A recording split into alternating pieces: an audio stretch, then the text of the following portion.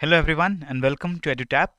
इस वीडियो में हम लोग डिस्कस करने जा रहे हैं about a very recent geographical phenomena जो हमारे एग्जाम के पॉइंट ऑफ व्यू से भी काफ़ी ज़्यादा इंपॉर्टेंट हो सकता है। मैं बात कर रहा हूँ टोंगा वोल्केनिक इरप्शन की। रिसेंटली जनवरी 15 को ये वोल्केनिक इरप्शन हुआ था और ये काफ़ी ज़्यादा न्यूज़ में हमें देखने को भी मिला था, राइट। तो अगर आप न्यूज़ आइटम्स को रेगुलरली फॉलो कर रहे हो तो आपने ज़रूर देखा होगा, हिंदू का आर्टिकल भी आया था कि टोंगा वोल्केनिक इरप्शन से इंपॉर्टेंट जो शॉक वेव्स जनरेट हुई थी, जो एनर्जी जनरेट हुई थी एटमॉस्फेयर में, उसको हमने विश्व के अलग अलग देशों में महसूस किया। इसमें चेन्नई में भी हमने इस शॉक वेव को महसूस किया था। इसके अलावा अलास्का से लेकर न्यूजीलैंड तक पूरा जो पैसिफिक ओशन का रीजन है वहां पर इसको महसूस किया गया। सुनामी थ्रेट भी इशू किया गया था कि ये जो वोल्केनिक इरप्शन हुआ है बहुत ज़्यादा एनर्जी से रिलीज हुई है अंडर वाटर, जिसकी वजह से पैसिफिक ओशन में सुनामी के आने के प्रोबेबिलिटी बढ़ गई है, चांसेस बढ़ गए हैं और बहुत सारे ऐसे इलाकों में सुनामी वेव्स को रिकॉर्ड भी किया गया, राइट। इसके बाद वोल्केनिक इरप्शन जो टोंगा में हुआ वो बहुत ज़्यादा वायलेंट था, बहुत ज़्यादा एक्सप्लोसिव था। क्या इसकी पीछे वजह थी और फ्यूचर में इसके क्या मतलब होने वाले हैं, ये सारी चीज़ें हम इस वीडियो में फटाफट से डिस्कस करेंगे। लेकिन हमारा फोकस होगा एग्जाम के ऊपर कि हमारे HPAS एग्जाम्स में प्रीलिम स्टेज में या मेंस स्टेज में क्या रेलेवेंस हो सकता है इस टॉपिक का, राइट। तो सबसे पहले बात करते हैं हुआ क्या है, what has happened on January 15। There was a very large under sea volcanic eruption. ध्यान रखना है हमें, अंडर सी वोल्केनिक इरप्शन था ये। पैसिफिक ओशन में एक देश है जिसका नाम है टोंगा। ये देश पैसिफिक ओशन के, सदर्न पैसिफिक ओशन के जो आइलैंड नेशंस हैं उन आइलैंड नेशंस में से एक नेशन है ये tonga. Tonga one of the biggest Nations में से एक है। ये जितने भी आइलैंड नेशंस हैं इनमें से एक बहुत बड़े देश में टोंगा का भी नाम आता है। इसके अलावा फिजी, वनुआटू, न्यू कैलेडोनिया भी बड़े देश हैं और इसमें टोंगा भी एक बहुत इंपॉर्टेंट देश है, ठीक है। पॉपुलेशन यहाँ पर अगर देखें तो करीब 1 लाख लोगों की पॉपुलेशन इन आइलैंड्स के ऊपर रहती है। 750 स्क्वायर किलोमीटर का एरिया है। और ये जो टोंगा का कैपिटल है, इस कैपिटल के बहुत करीब एक ट्विन वोल्केनोज लोकेटेड हैं, होंगा टोंगा एंड होंगा हाइपाई। दिस इज द नेम जो कि वहां की नेटिव टोंगन लैंग्वेज में इस वोल्केनो को दिया गया है।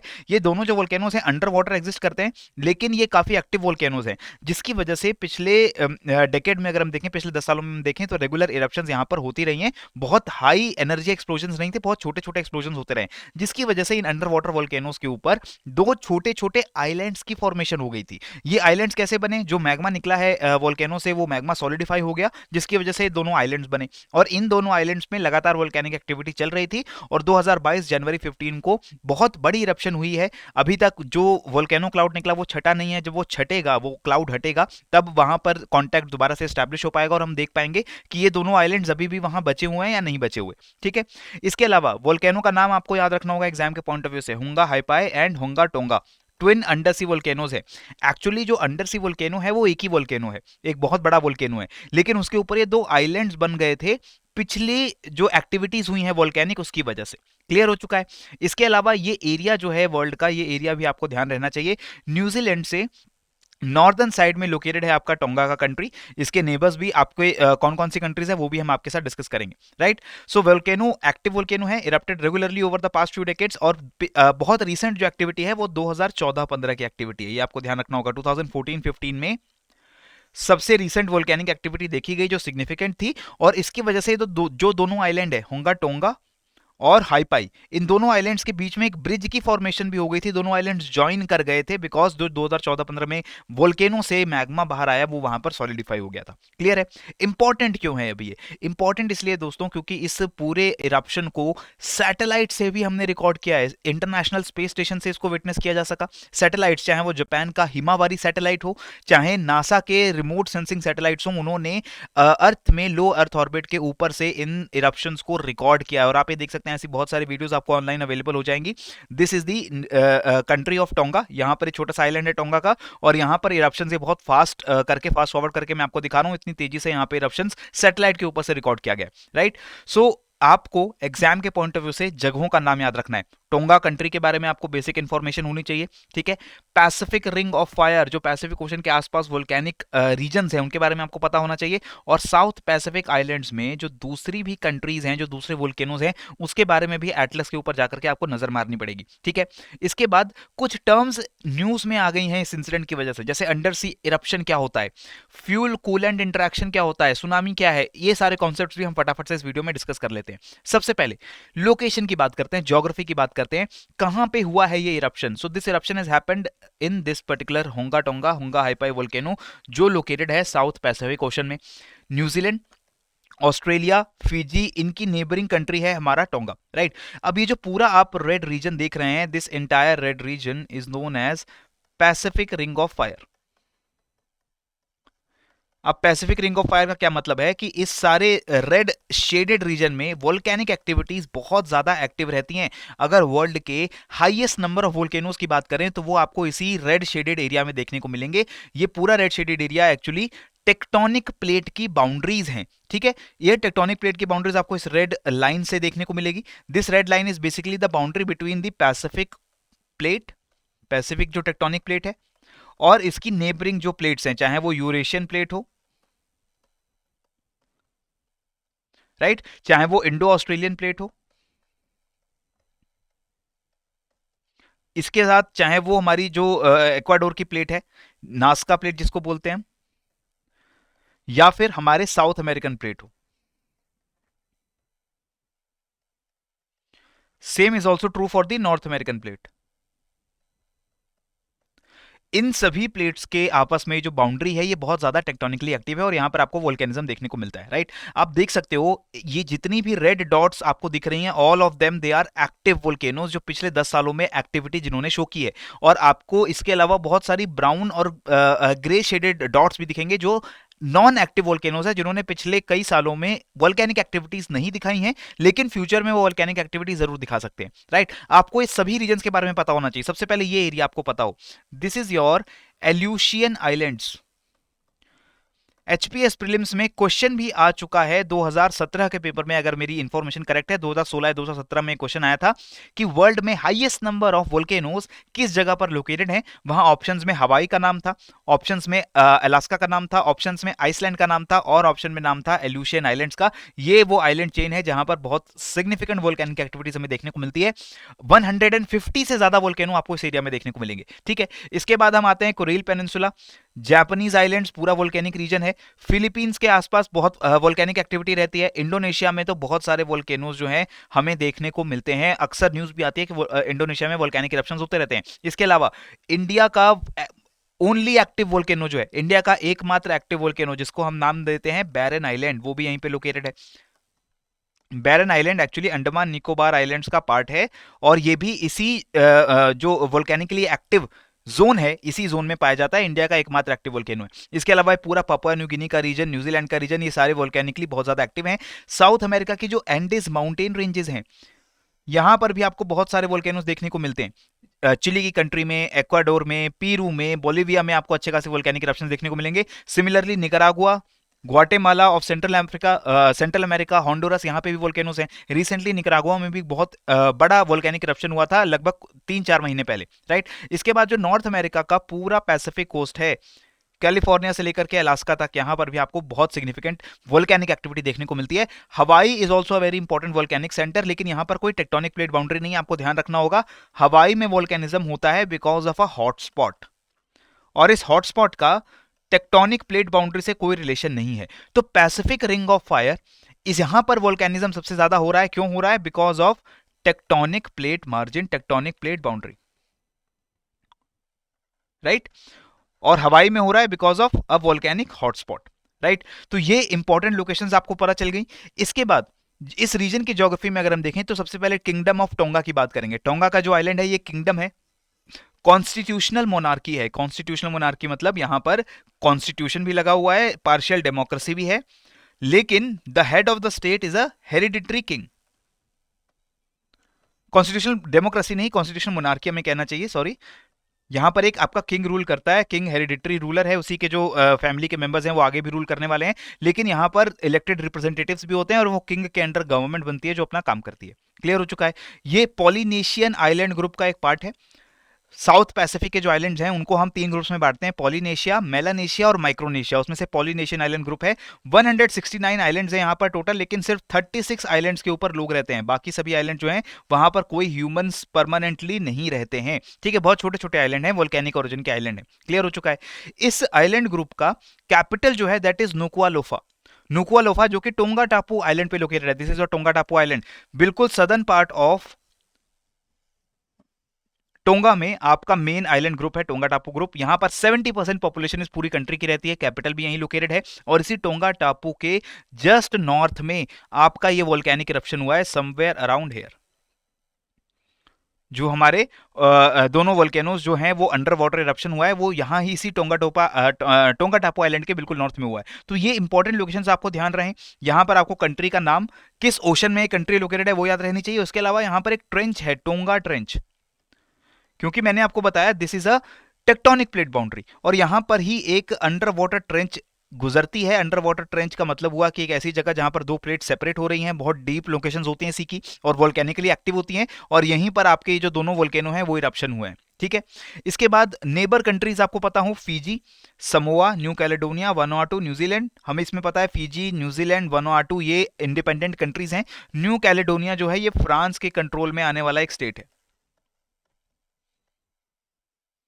क्लियर हो चुका है। तो ये हो गई हमारे इस किंगडम की बात। बहुत बेसिक बेसिक चीजें आपको यहाँ पर इस टोंगा के किंगडम के बारे में पता होनी चाहिए। और उसके बाद एग्जाम के लिए इंपॉर्टेंट क्या है, स्टैटिक ज्योग्राफी में देखो वोल्केनो। वोल्केनो का मतलब हमें पता है कि अर्थ की क्रस्ट के ऊपर ऐसे कुछ क्रैक्स होते हैं, ऐसी कुछ लोकेशंस होती हैं जहां से अर्थ के इंटीरियर से काफी सारा मटेरियल बाहर निकल कर आ सकता है, जिसमें से मैग्मा हो सकता है, वोल्केनिक ऐश हो सकती है, राख हो सकती है, और बहुत सारी गैसेस जो है अंडर प्रेशर अर्थ के इंटीरियर में रहती हैं वो रिलीज होती हैं। और ऐसी कुछ लोकेशंस को, ओपनिंग्स को हम लोग नाम देते हैं वोल्केनो। राइट। ज्यादातर वोल्केनो हमारे टेक्टोनिक प्लेट बाउंड्रीज पे पाए जाते हैं। For example Pacific ring of fire, mid Atlantic ridge जो अटलांटिक ओशन के बीच में एक रिज जा रही है, वहां पर भी हमारी डाइवर्जेंट प्लेट बाउंड्री लोकेटेड है। मेडिटेरेनियन सी में भी अफ्रीकन और यूरोपियन, इंडो यूरेशियन प्लेट के बीच की जो बाउंड्री है वहां पर भी बहुत सारे वोल्केनोज हमें देखने को मिलते हैं। राइट। इसके अलावा ज्यादातर वोल्केनोज जो वर्ल्ड के 60% से ज्यादा वोल्केनोज आप मानकर चलिए, 70% के अराउंड वोल्केनोज जो है वो अंडर वाटर वोल्केनोज हैं। अंडर वाटर वोल्केनोज मतलब जो कि ओशंस के अंदर लोकेटेड हैं, परमानेंटली ओशन की सरफेस के नीचे रहते हैं। ठीक है। So these volcanoes are located under the ocean surface. Estimated 1 million under sea volcanoes हैं पूरे वर्ल्ड में, and most of them are located near the tectonic plates. और ये जो वोल्केनोज हैं, अक्सर ज्यादातर एक्टिव वोल्केनोज भी अंडर वाटर ही रहते हैं। उनकी न्यूज हमें ज्यादातर देखने को इसलिए नहीं मिलती है बिकॉज अंडर वाटर होने की वजह से इनके इरप्शंस ज्यादा इंपैक्टफुल नहीं होते हैं ह्यूमन लाइव्स के लिए। राइट। लेकिन सबसे ज्यादा इंपॉर्टेंट काम इन्हीं वोल्केनोज की तरफ से होता है। जो भी अंडर वाटर वोल्केनोज होते हैं उसमें से दो तरीके के वोल्केनोज होंगे। एक होगा क्वाइट इरप्शन, यानी कि धीरे धीरे वोल्केनो के अंदर से मैग्मा या गैसेस धीरे धीरे बाहर आती जा रही हैं, और उससे नई क्रस्ट की फॉर्मेशन भी होती है, क्योंकि ये जो नया मैग्मा निकल के ओशंस के अंदर आता है वो सॉलिडिफाई होकर नई क्रस्ट की फॉर्मेशन करता है। This is very strongly seen at the mid Atlantic ridge, वहां पर हम सी फ्लोर स्प्रेडिंग का फिनोमेना देखते हैं। अगर आपने थ्योरीज नहीं पढ़ी हैं तो आपको ज्योग्राफी की जीएस को दोबारा से रिवाइज करने की जरूरत है। वहां पर हम टेक्टोनिक प्लेट थ्योरी, वहां पर सी फ्लोर स्प्रेडिंग, इन थ्योरीज की हम लोग बात करते हैं, और वहां पर हम देखते हैं कि कैसे नई क्रस्ट की फॉर्मेशन होती है अंडरग्राउंड वोल्केनोज की वजह से, अंडर वाटर वोल्केनोज की वजह से। इसी के साथ अगर वोल्केनो बहुत ज्यादा वॉयलेंटली, बहुत ज्यादा एनर्जी के साथ, बहुत ज्यादा एक्सप्लोजन के साथ अगर इरप्ट करता है तो उससे वोल्केनिक आइलैंड्स की भी फॉर्मेशन हो जाती है। सारा मैटर जो सी सरफेस के ऊपर आता है वो सॉलिडिफाई होकर के एक वोल्केनिक आइलैंड भी बना सकता है। राइट। और ऐसे जो वोल्केनिक इरप्शंस हैं वो हमें नोटिसेबल भी होते हैं, वो हमें सरफेस के ऊपर दिखते भी हैं, और उससे हमारे वेदर के ऊपर, हमारे एनवायरमेंट और क्लाइमेट के ऊपर भी, और ह्यूमन लाइफ्स के ऊपर भी खासतौर पर इंपैक्ट पड़ता है। राइट। इसके बाद आपको ये भी पता होना चाहिए टर्म्स, कैल्डेरा। कैल्डेरा का मतलब क्या है? कैल्डेरा का मतलब होता है क्रेटर। जब वोल्केनो बहुत तेजी से इरप्ट करता है तो क्रस्ट में जो वो गड्ढा बनाता है, जो डिप्रेशन बना देता है, जो होल बना देता है, that is called as caldera. Right. इस कैल्डेरा के नीचे होता है मैग्मा चेंबर, जहां पर मैग्मा स्टोर्ड है अंडर प्रेशर, बहुत ज्यादा प्रेशर में मैग्मा है, और वो इस कैल्डेरा को फाड़ करके, बर्स्ट अप, ओपन करके निकल कर बाहर आता है। राइट। जब ये अंडर वाटर एक्सप्लोजन होते हैं, बहुत सारा मैग्मा, बहुत सारी एनर्जी वाटर में एक साथ रिलीज होती है, तो इससे वेव इनिशिएशन होता है, एक वेव जनरेट होती है, और अगर ये वेव स्ट्रांग एनफ होगा तो ये सुनामी वेव में तब्दील होकर के बहुत दूर दराज के इलाकों तक पहुंच करके लोगों को नुकसान पहुंचाने का काम करता है। राइट। इसके बाद आपको एक इंपॉर्टेंट टर्म इस इंसिडेंट से पता चल जानी चाहिए, that is fuel coolant interaction. जब भी अंडर वाटर इरप्शंस होते हैं तो मैंने आपको बताया दो तरीके के इरप्शंस हो सकते हैं। पहला जो शांत इरप्शन होगा, शांत इरप्शन में क्या होगा कि मैग्मा धीरे धीरे वाटर की तरफ आ रहा है, सी वाटर जिसका टेम्परेचर काफी कम होगा, ज्यादा से ज्यादा टेम्परेचर 20, 22, 23, 25 डिग्री सेल्सियस होगा सी वाटर का टेम्परेचर। राइट। लेकिन ये जो मैग्मा बाहर निकल कर आता है, इस मैग्मा का टेम्परेचर 1000 डिग्री सेल्सियस से भी ज्यादा होता है, 1000 से 1200 डिग्री सेल्सियस। और इतना हॉट मैग्मा जब इतने ठंडे पानी के कांटेक्ट में आता है, तो जब अगर वो बहुत स्लोली कांटेक्ट में आ रहा है, धीरे धीरे वो मैग्मा रिस रिस के बाहर आ रहा है, तब क्या होगा कि वाटर की एक स्टीम की लेयर उस मैग्मा के अराउंड बन जाती है। बहुत ही हॉट वाटर का गैशियस लेयर उस मैग्मा को घेर लेता है और मैग्मा उतनी तेजी से ठंडा नहीं हो पाता, राइट। और इसकी वजह से जो इरप्शन है वो भी बहुत वीक रहती है, बहुत ज्यादा नोटिसेबल, बहुत ज्यादा एनर्जी उसमें रिलीज नहीं होती है। लेकिन अगर मैग्मा बहुत तेजी से ब्लास्ट होकर बाहर आता है, it is blasted out of the ground, उसके साथ वोल्केनिक गैसेस भी हैं, बहुत हॉट गैसेस भी हैं, और ये बहुत ज़्यादा तेजी से फ्लो करता हुआ मैग्मा है, तब ये स्टीम की लेयर उस मैग्मा को कवर नहीं कर पाती और बहुत तेजी से मैग्मा ठंडा होने की कोशिश करता है। उस मैग्मा के टेम्परेचर बहुत ज़्यादा है, वाटर का टेम्परेचर बहुत कम है, उन दोनों के बीच में रिएक्शन होता है और उस रिएक्शन में बहुत ज़्यादा एनर्जी रिलीज होती है। बहुत सारा पानी एक साथ एक फ्रैक्शन ऑफ सेकेंड में स्टीम में कन्वर्ट हो जाता है और बहुत तेजी से एक्सपैंड करता है। इसकी वजह से ही ये जो इरप्शन हुआ टोंगा का, यहाँ पर बहुत वायलेंट इरप्शन हुआ, बहुत सारा मैग्मा बाहर निकल कर आया और इतनी तेजी से ये इरप्शन हुआ, इतनी तेजी से स्टीम की फॉर्मेशन हुई, गैसेस की फॉर्मेशन हुई कि वो हमें सैटेलाइट से भी देखने को मिला, राइट। सो मैग्मा अगर वो वाटर में रैपिडली आएगा तो आपको ध्यान रखना है, स्टीम लेयर्स जो उसके ऊपर बन रही थी वो डिसरप्ट हो जाएंगी, वो मेंटेन नहीं हो पाएंगी और हॉट मैग्मा डायरेक्ट कांटेक्ट में आ जाएगा कोल्ड वाटर के। इसको हम स्टीम एक्सप्लोजन भी कहते हैं, या फिर टेक्निकल टर्म हम इसे क्या बोलते हैं, फ्यूल कूलेंट इंटरैक्शन। फ्यूल क्या है, फ्यूल हमारा वो हॉट मैग्मा है, राइट, हॉट मैग्मा जिसका टेम्परेचर बहुत ज्यादा है। कूलेंट क्या है, कूलेंट वो सी वाटर है, सी वाटर के अंदर बहुत सारी गैसेस, बहुत सारे मिनरल्स मिक्स्ड हैं। हॉट मैग्मा जो बाहर आ रहा है उसमें बहुत सारी गैसेस, बहुत सारे मिनरल्स मिक्स्ड हैं और उन दोनों के बीच में इतने हॉट टेम्परेचर में रिएक्शंस हो जाती हैं और वो रिएक्शंस भी कई बार एक्सोथर्मिक होती हैं, बहुत ज्यादा एनर्जी रिलीज करती हैं, जिसकी वजह से ये अंडर वाटर वोल्केनोज अचानक से बहुत ज्यादा डिस्ट्रक्टिव हो सकते हैं। ठीक है, एक चेन रिएक्शन स्टार्ट हो सकता है जिसमें से मैग्मा फ्रेगमेंट्स और ज्यादा बाहर आते जा रहे हैं, वो और तेजी से ठंडे हो रहे हैं और ज्यादा एनर्जी रिलीज कर रहे हैं और ज्यादा जो है एक्सप्लोजन हो रही है और उस एक्सप्लोजन की वजह से और मैग्मा आता है सी वाटर के कांटेक्ट में और ज्यादा जो वोल्केनिक ऐश और वोल्केनिक गैसेस हैं वो सी वाटर के कांटेक्ट में आते हैं और ये चेन रिएक्शन बढ़ता जाता है और धीरे धीरे करके चेन रिएक्शन इतना ज्यादा हो जाता है कि हमें स्पेस से भी ये नोटिसेबल हो जाएगा और एटमॉस्फेयर में 15 से 20 किलोमीटर ऊपर तक इसकी ऐश की, इसके स्मोक की, इसकी गैसेस की लेयर जो है वो पहुंच जाती है। क्लियर। इसके बाद इंपैक्ट क्या होता है ऐसे वोल्केनोस का, टेम्पररीली ग्लोबल कूलिंग हो सकती है अगर हमारे ये लार्ज वोल्केनिक इरप्शंस होते हैं। क्यों होगी global cooling, because of sulphur dioxide. अब सल्फर डाइऑक्साइड गैस हमारे वोल्केनो से रिलीज होती है, सल्फर डाइऑक्साइड गैस हम ह्यूमंस भी रिलीज करते हैं, लेकिन फर्क क्या पड़ता है, ग्लोबल कूलिंग कैसे होती है, जब भी सल्फर डाइऑक्साइड जैसी गैसेस ट्रोपोस्फेयर को क्रॉस करके स्ट्रेटोस्फेयर में पहुंच जाएं, यानी कि सरफेस से 20 किलोमीटर से ज्यादा की ऊंचाई पर पहुंच जाएं, तो स्ट्रेटोस्फेयर में जाने के बाद they get converted into hydrogen sulphide molecules. जो हमारी सल्फर डाइऑक्साइड है वो वाटर वेपर के कांटेक्ट में आती है, दूसरे केमिकल्स के कांटेक्ट में आती है और उसके साथ वो सनलाइट के डायरेक्ट कांटेक्ट में आती है और वो हाइड्रोजन सल्फाइड के क्लाउड्स में तब्दील हो जाती है। ये हाइड्रोजन सल्फाइड के क्लाउड्स क्या करने वाले हैं, एल्बीडो बढ़ाने वाले हैं, यानी कि सन से आने वाली रेस को रिफ्लेक्ट बैक कर देंगे, ठीक है, वापस भेज देंगे और वो सरफेस तक उन रेस को नहीं पहुंचने देंगे, जिससे क्या होगा, ग्लोबल कूलिंग। सिमिलरली ये जो सल्फर डाइऑक्साइड के क्लाउड्स हैं, ये क्लाउड्स ओजोन को भी डिस्ट्रॉय करने का काम करते हैं। ओजोन डिस्ट्रॉय हो जाएगी तो यूवी रेस को एब्जॉर्ब नहीं कर पाएगी, यूवी रेस को एब्जॉर्ब नहीं कर पाएगी तो क्या होगा, यूवी रेस अगर एब्जॉर्ब नहीं होंगी तो जो स्ट्रेटोस्फेयर का टेम्परेचर बढ़ता है वो टेम्परेचर नहीं बढ़ेगा, स्ट्रेटोस्फेयर का टेम्परेचर कम हो जाएगा, सरफेस तक सनलाइट नहीं पहुंच रही क्योंकि वो रिफ्लेक्ट हो जा रही है सल्फ्यूरिक एसिड के क्लाउड से। इसकी वजह से पूरे एनवायरनमेंट में, पूरे ग्लोबल क्लाइमेट में एक कूलिंग इफेक्ट आता है, टेम्परेचर कम होने के चांसेस होते हैं। लेकिन आपको ध्यान रखना होगा, जैसे टोंगा इरप्शन का वोल्केनो जो हुआ है, इसमें सल्फर डाइऑक्साइड बहुत ज्यादा रिलीज हुई है, लेकिन इसके जो इफेक्ट है वो बहुत टाइनी रहने वाला है। पूरे वर्ल्ड पे 0.01 डिग्री सेल्सियस की एवरेज कूलिंग हमें देखने को मिलेगी। ठीक है, अब आप कहोगे कि ह्यूमंस भी तो बहुत सारा सल्फर डाइऑक्साइड एमिट करते हैं, तो क्या वो सल्फर डाइऑक्साइड भी ग्लोबल कूलिंग कर सकता है? नहीं, क्योंकि जो सल्फर डाइऑक्साइड हम सरफेस पे एमिट करते हैं वो स्ट्रेटोस्फेयर तक नहीं पहुंच पाता। स्ट्रेटोस्फेयर तक पहुंचने के लिए या तो वोल्केनिक इरप्शन हो, बहुत ज्यादा हाइट तक वो क्लाउड चले जाएं, या फिर हम एरोप्लेन से या फिर किसी दूसरे सोर्स से स्ट्रेटोस्फेयर के अंदर जाकर के अगर सल्फर डाइऑक्साइड रिलीज करें, तब जाके ग्लोबल कूलिंग का इंपैक्ट हमें देखने को मिलेगा। क्लियर हो चुका है। तो ग्लोबल कूलिंग कैसे होती है सल्फर डाइऑक्साइड से?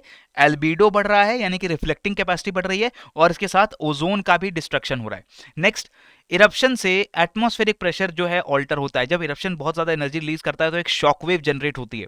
ये शॉकवेव में क्या है, जैसे कि अगर आपने कभी दिवाली में पटाखे चलाए हों, जब कोई बहुत वॉयलेंट या बहुत तेजी से फटने वाला कोई बॉम्ब या कोई पटाखा जब हम बजाते हैं और उसके हम लोग पास खड़े हों, तो हमें एक हवा का जो प्रेशर डिफरेंस महसूस होता है, वो है शॉकवेव। हवा बहुत तेजी से डिस्प्लेस होती है, और इन वोल्केनिक इरप्शंस में भी जब एक बहुत बड़ा एक्सप्लोजन होता है तो जो शॉकवेव जनरेट होती है वो पूरे वर्ल्ड में महसूस की जा सकती है। सिमिलरली जो टोंगा का इरप्शन हुआ था, इससे जो शॉकवेव जनरेट हुई, नॉर्थ अमेरिका में यूएसए का सियाटल शहर, वहां पे बहुत डेंस फॉग था, उस डेंस फॉग को डिसिपेट कर दिया शॉकवेव ने। वो जो डेंस फॉग था उसको हटाने का काम कर दिया, इतनी स्ट्रॉन्ग शॉकवेव आई। चेन्नई में भी इस शॉकवेव को फील किया गया। चेन्नई में 10 घंटे बाद, जब ये इरप्शन हुआ उसके 10 घंटे बाद चेन्नई में भी ये शॉकवेव रिकॉर्ड की गई। एटमॉस्फेरिक प्रेशर 2 हेक्टोपास्कल्स तक इंक्रीज हो गया। चेन्नई में इसको रिकॉर्ड किया गया, बेंगलोर में इसको रिकॉर्ड किया गया, अंडमान निकोबार में इसको रिकॉर्ड किया गया। नॉर्थ इंडिया में इसको इतना सिग्निफिकेंटली रिकॉर्ड नहीं किया गया। इसका एक कारण ये भी है कि जो शॉक वेव वाटर के ऊपर ट्रैवल करता है तब उसमें ज्यादा कमी नहीं आती है, लेकिन इंडिया तक पहुंचने से पहले उसको ऑस्ट्रेलिया, इंडोनेशिया के लैंड के ऊपर से भी गुजरना पड़ा होगा। इस वजह से शॉक वेव वीकन हो गई। लेकिन नॉर्थ अमेरिका, साउथ अमेरिका के कोस्टल एरियाज में ये शॉक वेव बहुत ज्यादा स्ट्रांगली महसूस की गई होगी। ठीक है। इसके बाद tsunami waves all across the Pacific generate हुई। उन सुनामी वेव्स के अलर्ट्स भी जारी किए गए, वार्निंग्स जारी की गई। बहुत सारे जो आइलैंड्स थे टोंगा के आसपास, वहां पे सुनामी वेव्स की जो है उनको एक्सपीरियंस भी किया गया, उसकी वजह से डिस्ट्रक्शन भी हुई है। लेकिन टोंगा में क्या हाल हुआ है, टोंगा में लोगों का क्या हाल है, फैसिलिटीज कैसी हैं, इसकी इंफॉर्मेशन अभी बहुत ज़्यादा क्लियर नहीं है, क्योंकि वो पूरा एरिया वोल्केनिक क्लाउड से ढका हुआ है। उस पूरे एरिया में सेटेलाइट जो है वो अपनी सेंसिंग नहीं कर पा रहा। लोग वहां तक अभी नहीं पहुंच पा रहे हैं क्योंकि वोल्केनिक ऐश वहां पर बहुत ज़्यादा गिर रही है। तो वहां पे लोगों का क्या हाल है, कितने लोग वहां ठीक है, नहीं ठीक है, इसकी जानकारी अभी कुछ दिनों में हमें पुख्ता होने वाली है। क्लियर। नेक्स्ट, यूएस जियोलॉजिकल सर्वे उसने एस्टिमेट किया 5.8 मैग्नीट्यूड का अर्थक्वेक आया है इस वोल्केनिक इरप्शन की वजह से। जो टोंगा के आसपास के इलाके हैं वहां पर 5.8 मैग्नीट्यूड का अर्थक्वेक भी महसूस किया गया because of this volcanic eruption. Right. So this was the impact of the tonga volcanic eruption, और ये हमारे एग्जाम के पॉइंट ऑफ व्यू से इंपॉर्टेंट हो जाता है। अब ये सारी चीजें पढ़ने के बाद अब मुझे इस क्वेश्चन का आंसर दो। ये क्वेश्चन, ऐसे क्वेश्चन आपको प्रीलिम्स में देखने को मिलेंगे। मेंस में तो इन्फॉर्मेशन जो आपको अगर आंसर में कहीं लिखनी पड़े तो वो मैंने आपके साथ ऑलरेडी डिस्कस कर लिया डिटेल में, लेकिन प्रीलिम्स में आपको जो क्वेश्चंस आएंगे ज्यादातर वोल्केनो के ऊपर अगर बेस्ड क्वेश्चंस होंगे तो वो मैप बेस्ड क्वेश्चंस होंगे। जैसे कि यहां पर आपसे क्वेश्चन क्या पूछा गया, 2 लिस्ट दी गई हैं।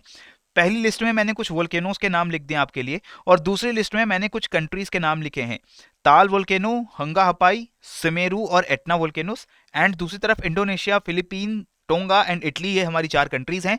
मुझे बहुत इजी क्वेश्चन है, फटाफट से मैच करके बता दो कि कौन सा वोल्केनो कौन सी कंट्री में पाया जाता है, और आपके आंसर्स का वेट मैं कमेंट सेक्शन में कर रहा होता हूं। अगर आप आंसर नहीं दोगे तो मुझे पता चलेगा कि शायद आप इन वीडियोस को इतना तसल्ली से नहीं देख रहे हो, और फिर मैं ऐसे करंट अफेयर्स को, इश्यूज को कवर करने की बजाय कुछ ऐसे टॉपिक्स में कवर करना चाहूंगा जिसमें आपका इंटरेस्ट आए। अगर आपको ऐसे टॉपिक्स चाहिए जिसमें आपको इंटरेस्ट आ रहा है और आप उनको देखना चाहते हो, वीडियोस को देखना चाहते हो, तो वो या तो मुझे कमेंट सेक्शन में बता दो, या फिर मुझे इस क्वेश्चन का आंसर फटाफट से कमेंट सेक्शन के अंदर दे दो, so that your revision gets complete. Right. So इसी के साथ इस वीडियो को मैं यहां कंक्लूड करूंगा। प्लीज, मेरी रिक्वेस्ट है, please subscribe to our YouTube channel अगर आपने अभी तक नहीं किया, और इस वीडियो को भी लाइक करिए अगर आपको कंटेंट पसंद आ रहा है। टेलीग्राम चैनल को अगर ज्वाइन करते हो आप, तो इस वीडियोस की पीडीएफ जो है वो आपको डाउनलोड करने के लिए फ्री ऑफ कॉस्ट अवेलेबल रहती हैं, जिसको आप बाद में अपने रिविजन के लिए भी स्टार्ट कर सकते हो। Right. So this is all from my side. Keep on learning, keep on growing, और मेरे क्वेश्चन जो मैंने पूछा उसका आंसर आप लोग फटाफट दे दीजिए। इसी के साथ जय हिंद एंड जय भारत।